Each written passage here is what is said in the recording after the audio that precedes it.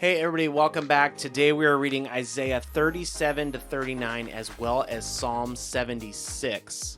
And there's quite a few things going on here. I would suggest, if you didn't listen to yesterday's episode, it would be helpful because Isaiah 36 and 37 kind of go together. It's kind of this idea of the Assyrians attacking Judah and coming up against like the outer edge of Jerusalem. So there's a lot going on there. And then you have this weird situation where Hezekiah is supposed to die, maybe, but prays and doesn't. And then we have a psalm. Well, what got me there is we're kind of at the end of Hezekiah, or at least pretty darn close to the end. And I think we've met when we first learned of him, when he first hit the scene. He was a unique king in that he took down everything. He actually took down the high places that were making sacrifices and worshiping other gods. He was one that was very unique to most all kings that we have read about, learned about, whatever. So another point about King Hezekiah is not only after he's asked for these extra years and potentially turned like a not so great corner, in chapter 39 we hear more prophecy from Isaiah telling Hezekiah, like, hey, you need to pull it together because you will be completely ransacked. You will have everything taken from you and you will be carried off to Babylon. And Hezekiah kind of gets this, like, prideful, like, I don't really give a crap kind of attitude and says something along the lines of, like, well, not in my lifetime, so it doesn't bother me a whole lot. So we go from this really honorable, exciting leadership figure, king for these people, and all of a sudden he's getting like super full of himself. And I guess kind of that king label is kind of getting to his head a little bit because he's not listening to God's prophets. And he's also getting to the point where he's like, I guess almost feels like he's like outwon death because the Lord heals him and gives him more time. It's really odd because Hezekiah is a really encouraging figure for the most part. Yeah. Like we see him in chapter 37. This is when Jerusalem's about to be attacked. Like Sennacherib sends him a letter that is like, I'm going to destroy you, basically. And Hezekiah takes the letter to the temple and spreads it out before God and lays on his face and is like, God, here's what he's saying. You need to do something about this. So that is like, man, I want to be faithful like Hezekiah. That's so cool that he could have done any number of things. And instead he goes straight to the Lord and says, God, you need to help me.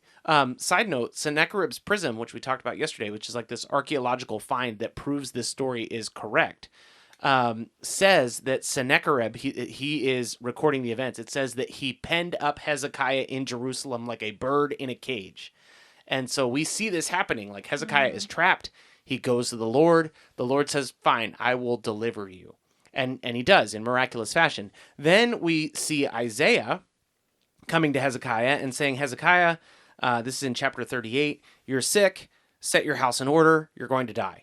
And Hezekiah is like, nope, I'm going straight to the Lord. And that's also like, wow, how cool is that? He just goes straight to God with his problems. That is amazing. The weird thing is that God hears his prayer and says, fine, I'll let you live 15 more years.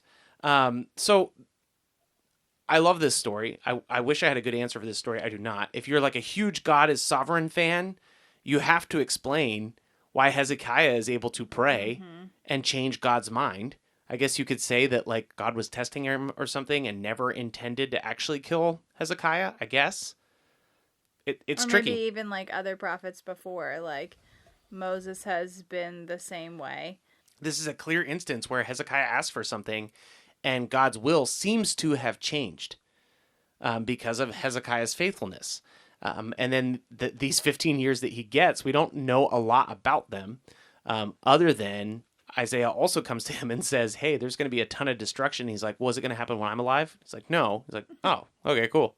And I don't really care, which is terrible. So I guess something that I always get stuck on, I am a perfectionist at heart. which is often detrimental to myself and to the people around me. So when I hear about a king like Hezekiah, I'm like, oh man, that's so great. He was so good. He was so good. He was so good. And then when he's not, it's like such a disappointment to me. Like, oh man. But I guess expecting perfection from these kings or even from just humanity in general, like there's always going to be some moment of disappointment.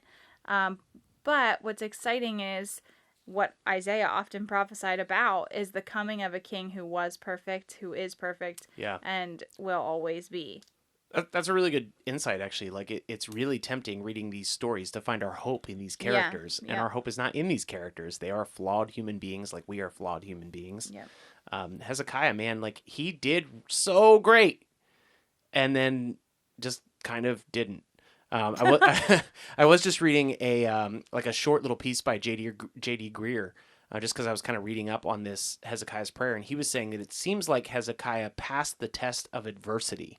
When something difficult came up to him, he did the right thing. He sought the Lord, but he failed the test of prosperity. And I think that's a really interesting insight in that the Lord delivered Hezekiah from this really difficult situation, and Hezekiah prospered. Like, he allowed the Babylonians to come and see all his wonderful things, which is very stupid because the Babylonians are the ones that are going to attack them and destroy them, which is why Isaiah's mad. Isaiah's like, dude, you seriously showed them all around the kingdom? Now they're going to know exactly where to go and exactly what to take, which is exactly what they do. But that's like some of that pride, that little bit of arrogance that started to sneak in. And you see it, and especially in these chapters of where he's asking for like healing. And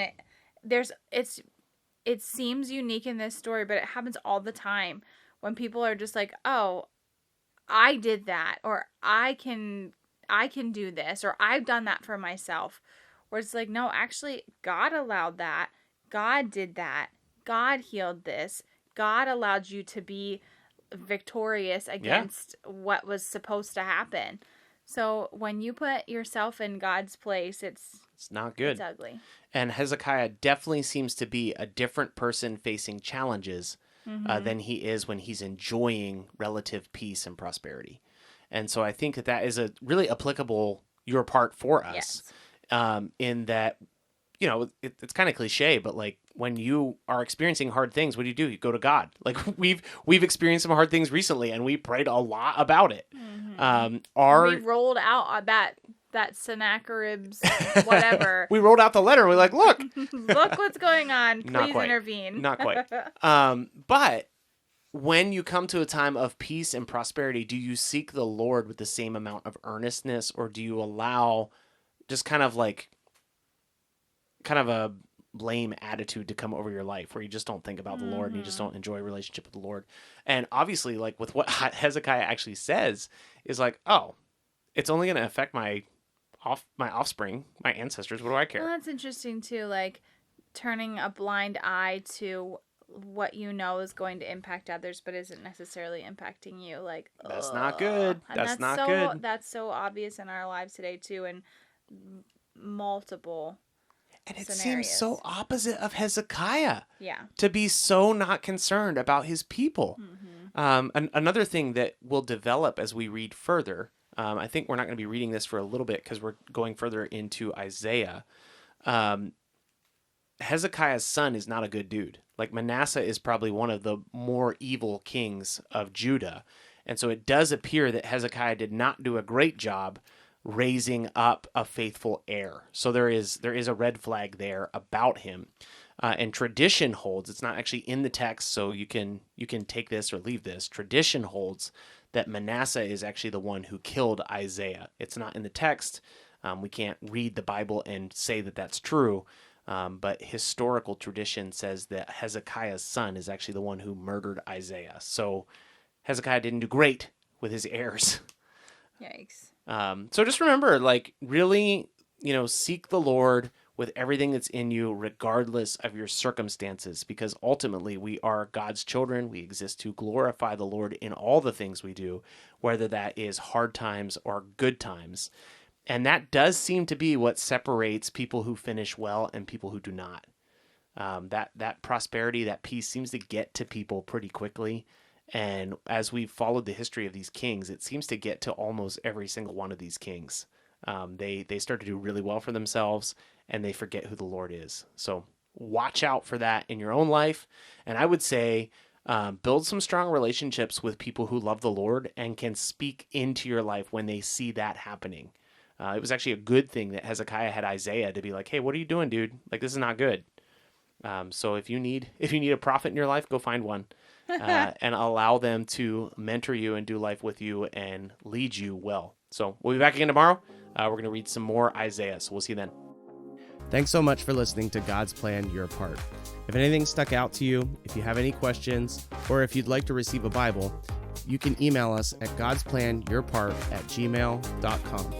Also, if you're enjoying the podcast, please consider supporting us through the link in our description. We love that you're on this journey with us, and we hope you have a great day. See you tomorrow.